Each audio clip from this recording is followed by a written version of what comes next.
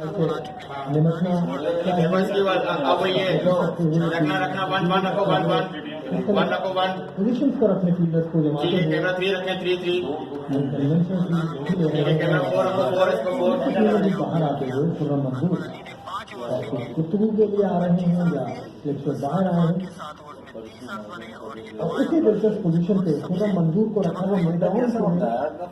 Shortest मिडडाउन position पे खुर्रम को रखा। और जैसे